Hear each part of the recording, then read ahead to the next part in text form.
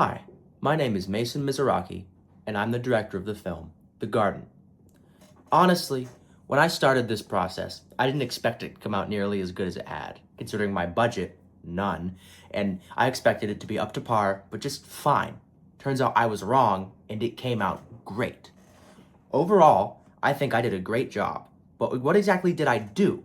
Well, this project at its core was meant to represent loss, the loss of a loved one specifically. Now, with all the odd paranormal bits you might not think that it is, but if you really look into it, it does. For all intents and purposes, Sean is miserable. He lives alone, he has no family left to visit or check up on him, and we can see that he has just recently lost his brother. Through all intents, he is awful. But that's exactly what leads him to do what he does. He pushes through his grief to try and see what happened to Jeremy, who is played by this guy, by the way.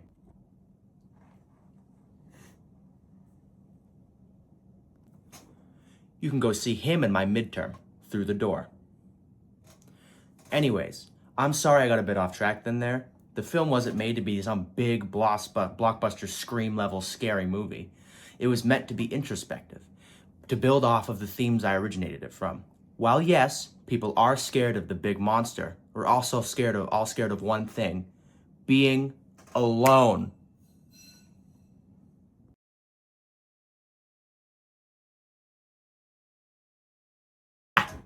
Did I get you? Did I scare you? No, oh, okay. Anyways, I feel that the fear of being you thought I was gonna do it again, did you? I knew you did. Dude, the producers hate seeing me do that. They get scared all the time. Anyways, back on track. I feel that being alone is something that movies should use more. It's so essential to the atmosphere and vibe of a movie.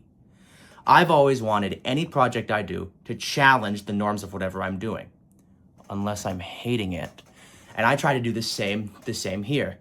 Like I said, the feeling of loneliness, both physically and mentally, need to be focused on more.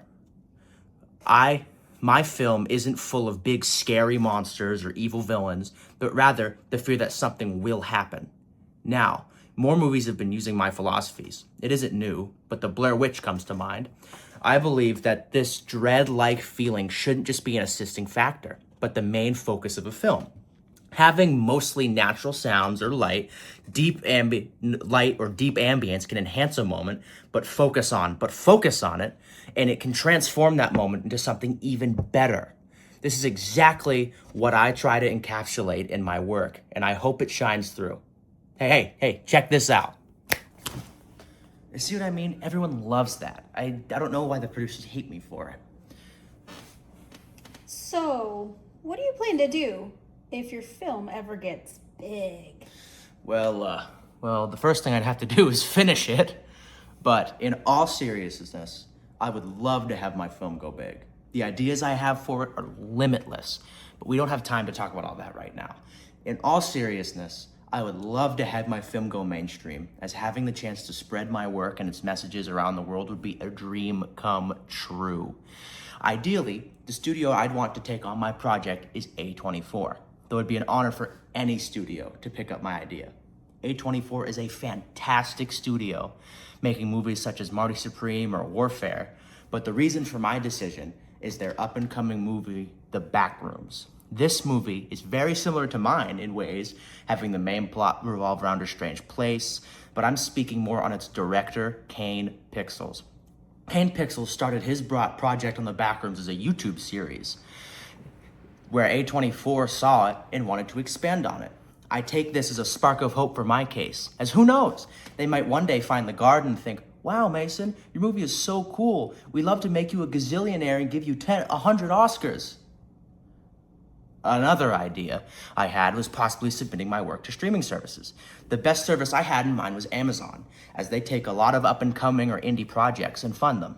Anyways, considering it's not very likely I actually get noticed by a film company, I'd most likely go to personal promotion of my film, making social media accounts, submitting it to local competitions and festivals, the works, you know? If I could get this If I could get this film out to people to show them my work and get them to understand and see my vision outside of any factors and resources I could hope to gain, my passion is my driving force for this project. And if need be, passion is what will get it out. Hey, I'll see you in the next segment. What? What do you mean? What do you mean? What do you mean they're cutting your segment? They can't cut my segment. What? You're gone. The other one will come in. What do you mean? What do you mean? Oh, hi there. My name is also Mason Mizraki.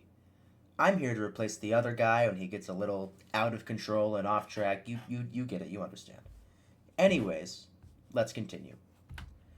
When looking at my progress over the year, it's clear to see that I've improved.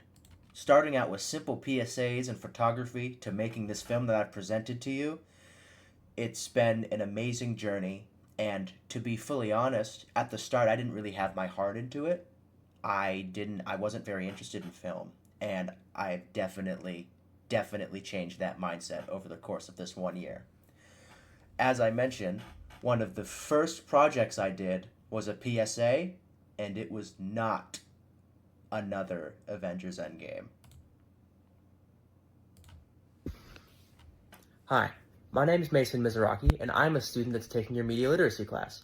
You assigned me and a group of people to do part of a project to recite the rules and safety regulations for this beginning of the school year. We've done Section 8, and here it is. Students will follow any additional policies and procedures to ensure safety and limit distractions. These include Attendance.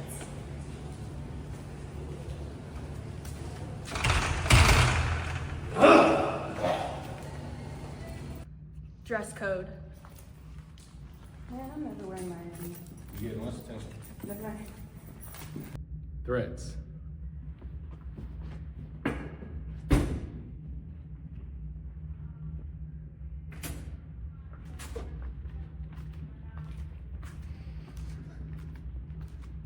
bullying. So hype right now, bro. Got some new shoes. Just Those are fake.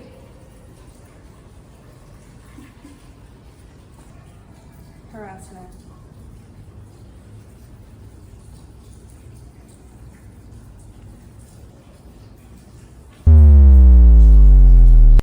violence. Together, students, teachers, and staff can achieve great things. We are confident that every child, every day is not only the St. Lucie way, But it is the Cobra way.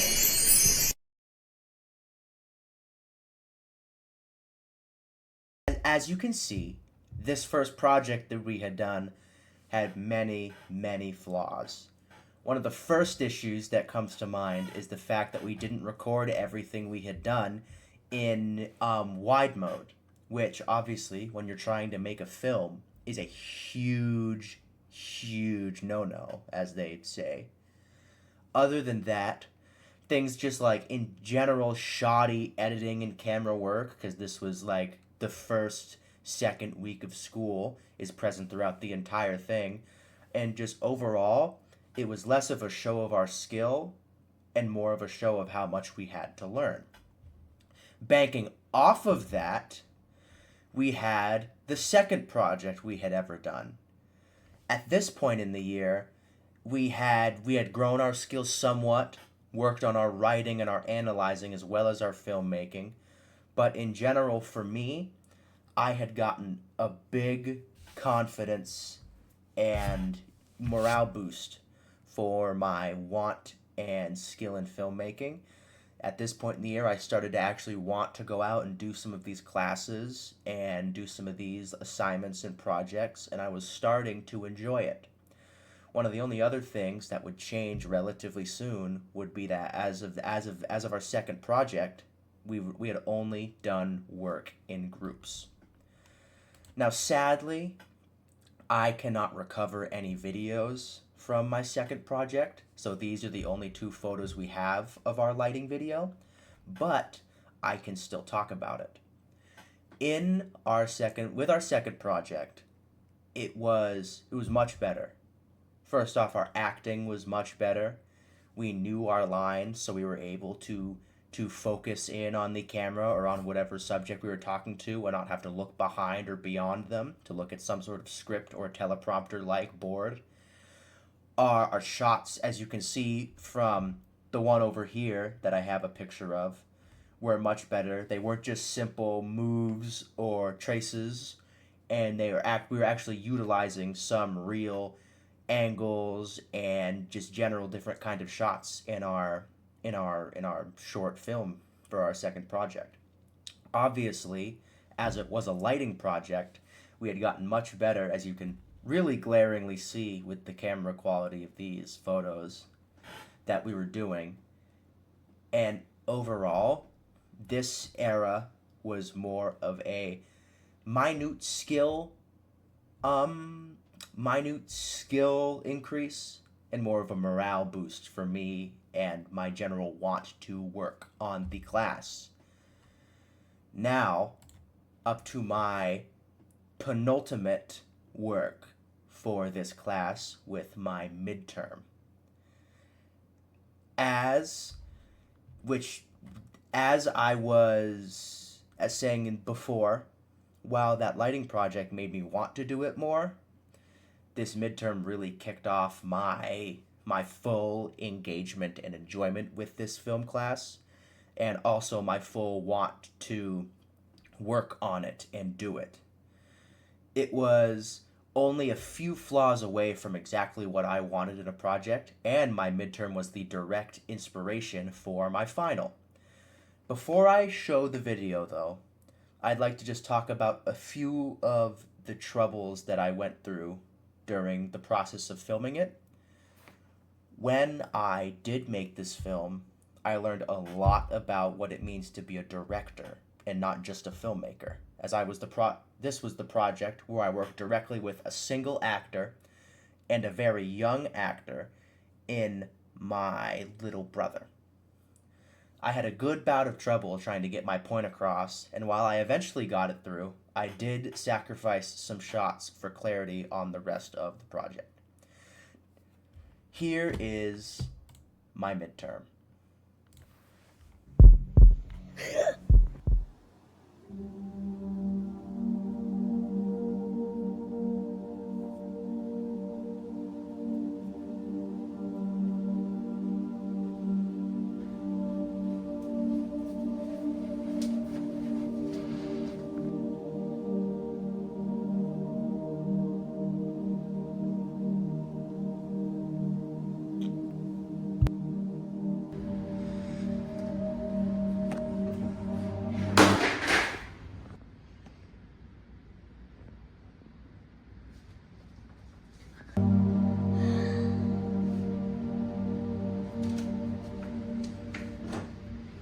Hey, Bud, I'm home. Bud? Bud? Bud? Oh, no. Now that you've seen my midterm, you could probably tell one of its main issues, that I feel like one of the only big issues with my midterm was that it has very few discernible film techniques in it. While it does have some, it turned out that I did a very bare bones project in terms of my techniques and usage of techniques and shots and of things of the like. And I feel like all of that has been fixed with my final. Now, it's time to talk about my final. I strongly believe that my final is the perfect culmination of everything that I've done this year. Not just because it's the end of the year and I've learned everything I could, but because I feel like I've made sure to take into account and consideration everything I've gone through and all the flaws I've talked about through this half of the CCR to mash them all together with some skills I picked up along the way to make what I think personally is a wonderful, wonderful film opener. I also believe that when looking at it, my editing was way better. I had better color grading and I incorporated the music better and had no sound effects, but that was the point. I didn't just put stuff in there because I felt I had to. I made sure any editing I did had a purpose. And I also finally figured out how to put text into my films so I could have the credits to it. Now, I'm not going to show the video because it will be right under or above this, but overall, as I've said, this film is with all of the editing and the amazing work I've done with my new shots. I like to believe that nowadays at the end of this year, my camera work and my use of different shots has become my strongest aspect as a filmmaker, and that I am very, very happy and satisfied with how it came out. Over the course of my final, I used and excluded a plethora of different programs and devices in my creation process. The first major aspect that I went back and forth with was what editing software I wanted to use, as I had two main choices, CapCut and Adobe. While it seems one is the right answer, I had actually chosen otherwise, as I went with CapCut. Even if Adobe has better features, after going over it and trying to learn it, I had found that its plethora of pop-ups had actually, an extreme number of features had actually been daunting, rather than doubling down and spending extra time on learning it fully, I used CapCut, which I was familiar with. The other reason I chose CapCut was that my film didn't rely on a ton of effects, so there was no need for all of Adobe's features. Moving on from the software, I did use a decent amount of hardware in my film. The recording device I used was the camera on my iPhone 17 Pro Max. This camera provided very useful for my film, as in terms of phones, I'd say that one of the newer models, it has a very good phone camera on par with actual digital cameras these days.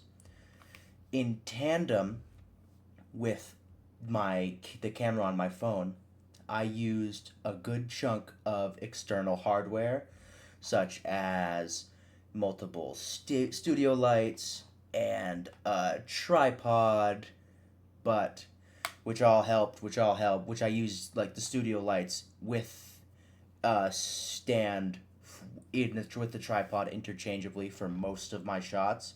Any that you don't see moving is on a tripod to make sure I get the most stable shots that I can. But when I did have to move, I used two distinctive stabilizers. I used one, which was more simple, which you see depicted on the right, for mostly for very close-up shots where I needed my phone close to me. And with the one depicted on the left, it is much better and much more technologically advanced, but it is bigger, so it's much harder to get very close to whatever you're trying to film. Now, the second one was still extremely useful, as it is a Bluetooth connected mechanical stabilizer, which gets some of the smoothest shots I've ever been able to record for my film. Both of these in tandem help me get my shots done. Specifically, the one depicted on the right I was able to use with that tripod that I talked about before, to set up those stationary shots. The one last piece of hardware that I used in my film that I do not have depicted here is my best friend and filmmaking buddy Michael, whom I had used to get most of my rough shots when I was doing my film draft. And he also helped be a brain when I was trying to figure out what a lot of the shots I was supposed to do are. Thank you for coming to my presentation. Thank you for attending my CCR. And Mr. Mizuraki, thank you for letting me attend your class. Goodbye.